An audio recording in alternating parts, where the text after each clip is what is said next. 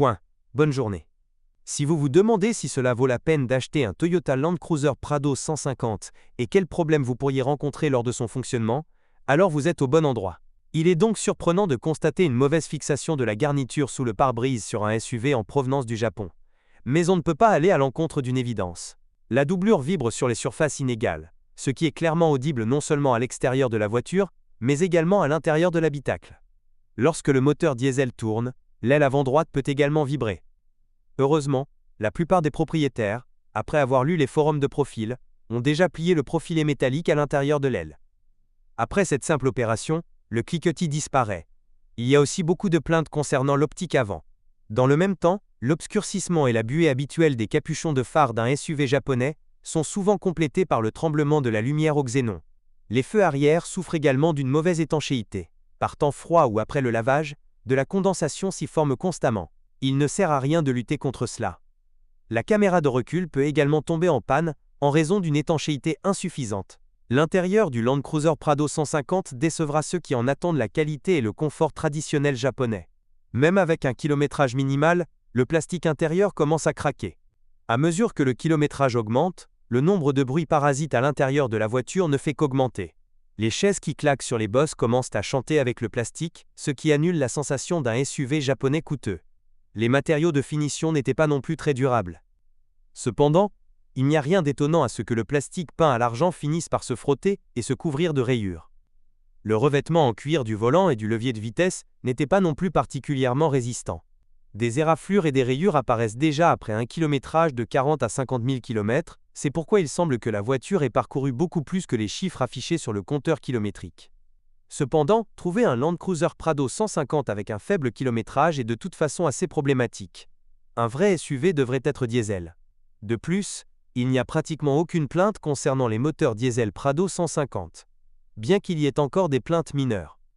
En règle générale, les propriétaires se plaignent de démarrage difficile en hiver, de problèmes de traction et d'à-coups à vitesse moyenne. Habituellement, après avoir réflashé le calculateur moteur et remplacé le filtre à carburant, les symptômes désagréables disparaissent. Souvent, les propriétaires de Prado 150 diesel tentent de casser les moteurs de leur voiture. Il existe de nombreux cas où un réglage inapproprié a conduit à la destruction des pistons des 3e et 4e cylindres. Bien entendu, le moteur subira ensuite une reconstruction presque complète.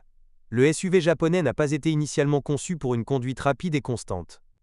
Ceux qui aiment conduire dur doivent se préparer au fait que le turbocompresseur tombera en panne beaucoup plus tôt que prévu.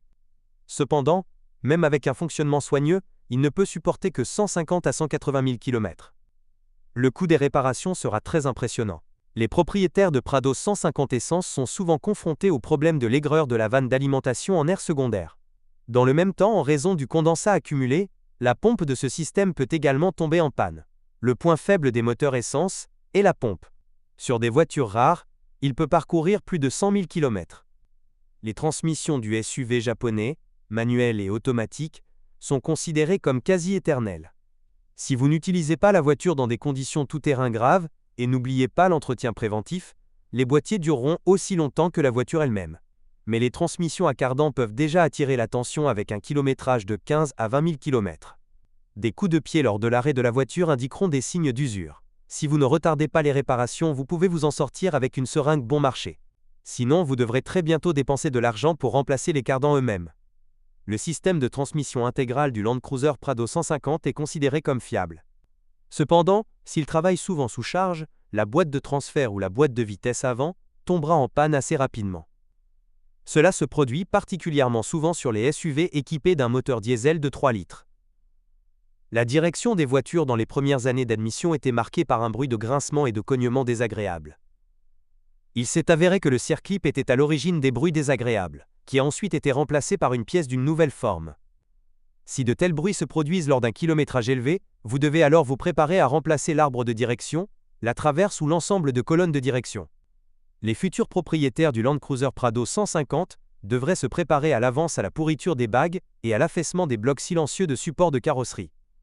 Un ensemble de supports est relativement peu coûteux, mais les travaux pour le remplacer ne peuvent pas être qualifiés de bon marché. Quant au roulis caractéristique d'un SUV japonais, il peut être provoqué par deux raisons. Le premier est l'affaissement des ressorts. La seconde est un calibrage cassé du système de barre anti-roulis active.